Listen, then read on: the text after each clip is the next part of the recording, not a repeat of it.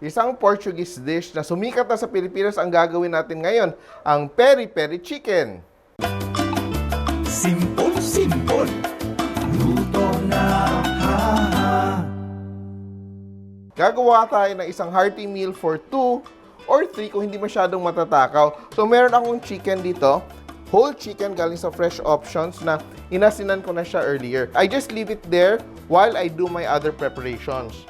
For our vegetables, meron tayong red bell pepper. Yan. Ginap natin yung bell pepper. And I just julienne. Ibig sabihin ng julienne is to cut into strips, no? I just cut my bell peppers into strips. This will be the siding of our chicken, no? So, parang chicken and peppers. Kasi ang peri-peri means pepper.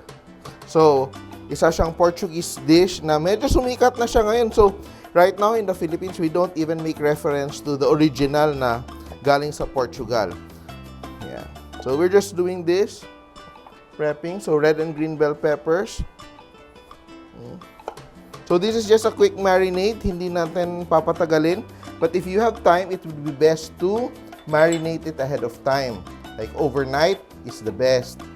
And I have a white onion. Just peel the white onion. And I julienne as well. So, this will be part of my side vegetable sa ating dish today. Then, I begin with my marinade. No? So, I put my vegetables, side vegetables aside, and I work on my marinade. So, I just have here a little bit of garlic, which I chopped earlier. Half gagamitin ko kasi gagamitin ko din later yung kalahati. I add pepper. So, meron akong chili flakes. Then, meron din akong paprika. So, here I'm using sweet paprika. And I have ginger. So, ang ginger ko, i-grate ko. Konting ginger. Just around a teaspoonful. Alam mo, yung maganda sa gingers, you can already peel it ahead of time. Wrap it in a cling wrap. And freeze it, no? So, until you need, defrost ka ng defrost ng malilit na portion. So, hindi siya nagda-dry. And next, I have a lemon. Yung lemon natin, ipipress ko lang. Massage ko lang ng konti para lumambot siya so that I'll be able to extract most of the juice. So I just slice a lemon and squeeze half into our marinade. So better yet, if you have a zester, you zest the lemon peel para magkaroon pa siya ng more lemon flavor.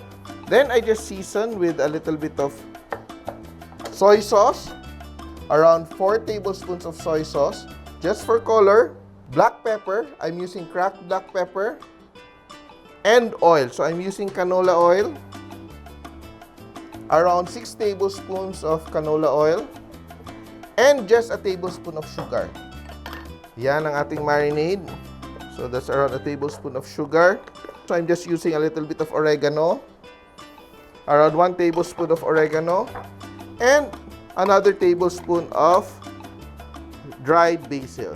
Yeah. Just add it to our marinade. Yeah. And then just stir that up. And what we're going to do para mas mabilis yung chicken natin, gagawa tayo ng technique na tinatawag na spatchcock. So nakita natin it's really covered in salt. So what I do, I just cut it up from behind. So the spine. You can use a knife, but I'm using just a scissors to cut it up and open the chicken.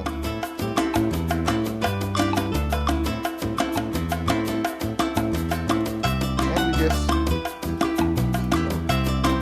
cut it in the center, no? Yung harap niya, yung breast part, and we open it up. So nakita natin yung chicken natin. We flatten our chicken para mas madali siya ma-marinate. And also, it cooks faster. We're just gonna cook it in our grill pan. So, we score our chicken. Bone area, open up the wing, and score. And we also score the breast, no? So, it will marinate faster, and it will also cook faster. Now, we open up the joints. Other side, wing again. Cut, just to open up the joint. Score the breast. And also the leg part. And also the back of the leg. Para ensure tayo na it's going to cook through and cook quick.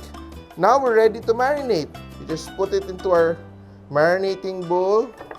And we pour our mixture, yung ginawa natin kanina, just earlier.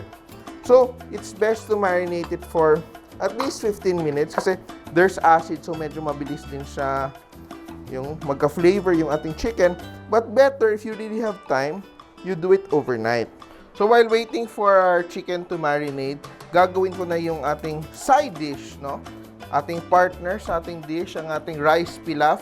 A very simple cilantro-flavored rice pilaf. So, I have some oil.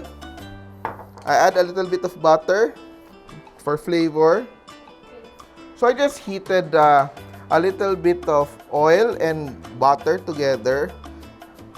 Yan, to add flavor to our rice. Just saute, garlic, onions. Just a touch of turmeric. Just a very tiny bit.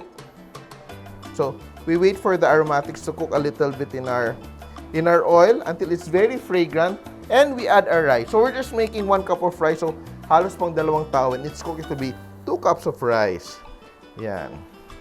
Saute. So, what we're doing here, kailangan natin i-saute, gigisa natin yung bigas. Kasi yung objective natin dito, gusto natin pag maluto siya, medyo buhaghag. Take our time to toast it. Season with a little bit of salt. So we don't want rice na sobrang mushy. We want it to be fluffed up. Once we've toasted our rice a little bit, add na natin yung ating chicken stock. So 1 cup of rice and 1 cup of chicken stock. Yan. Yan. Sasaing na natin siya.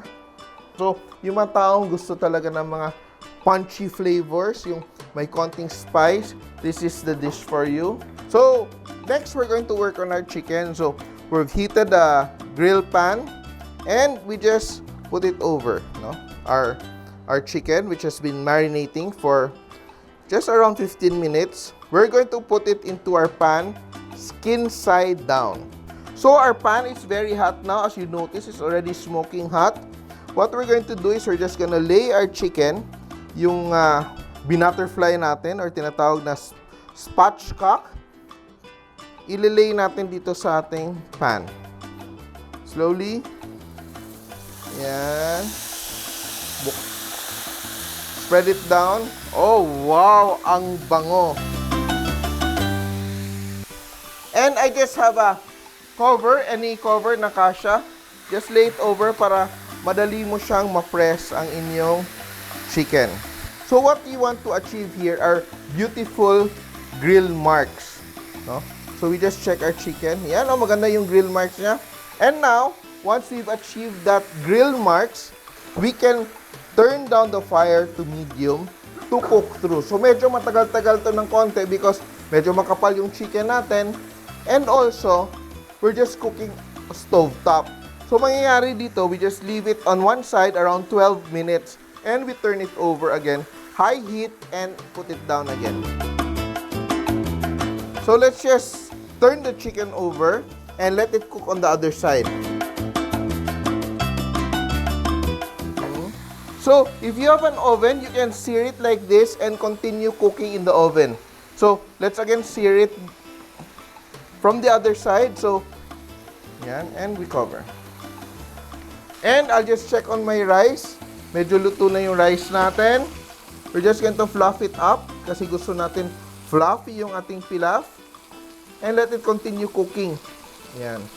So, buhaghag yung gusto natin ma-achieve na texture. Yan. And in the meantime, as everything is getting ready, gagawin natin yung ating dressing para sa ating rice. We're just gonna make like a very light dressing. I have some olive oil, extra virgin olive oil. That's around 4 tablespoons. And I get some fresh cilantro. So, may tayong cilantro. I'm just gonna snip it, no? Gunting-guntingin lang natin. And the best thing when you're using fresh herbs is to just prepare it at the end, no? So, yung ginagawa ko dito, I'm just chopping it and letting it infuse into the oil. Just turn it into medium while waiting. Just add a little bit of salt. And a little bit of freshly cracked black pepper. And I'm just going to let the herbs infuse into my oil. Yan, kasi ihalo ko later yon sa rice. So our chicken has been cooking for, on this side, on the other side, it's been cooking for around close to 10 minutes. And you remember yung vegetables na prepare natin kanina, yung bell peppers and onions. So what we're going to do now is we're just gonna spread it around the chicken. Yan. Around the chicken to infuse more flavor later on. Yan. So just add it to the side of the chicken and let it continue to cook to caramelize the peppers and the onions. And it will also infuse more flavor into our pan drippings later. So, look at our vegetables. It's already wilted down. Very nice vegetables. And also, if you want to cut it into pieces, walang problema, no? You can just cut it into quarters or all that. And it's going to be just as good. Yan. And you remember our marinade kanina? Hindi siya masasayang because we're going to pour it around the chicken. Yan.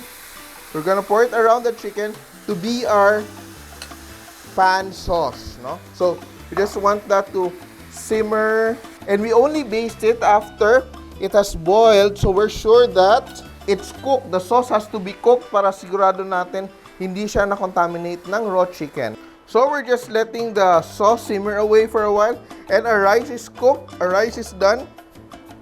And we incorporate our chopped cilantro dressing with our olive oil to our pilaf. Just toss it. Yan, beautifully. Tingnan mo, maganda yung rice natin. Buhaghag siya. But still very fluffy. And we're ready to plate. So excited about this. Kayang-kaya nyo gawin to sa bahay. Just a little bit of prep. Yan. Put our rice as a bed of our chicken so it soaks up all the chicken drippings. Yan. Like that. Special. It's gonna be a special meal for your family.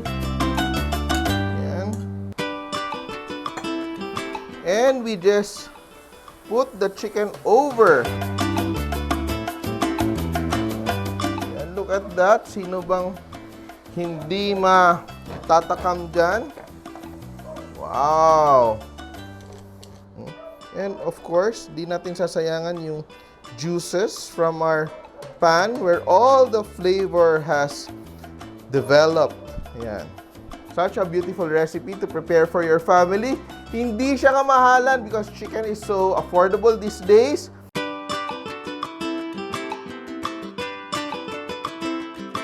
Try it, our Peri-Peri Chicken with Rice Pilaf. Simpol! Nagustuhan niyo ba ang video na to? Please share para lalong dumaming ating mga kasimpol. And don't forget to subscribe to our Facebook, YouTube, and Instagram accounts.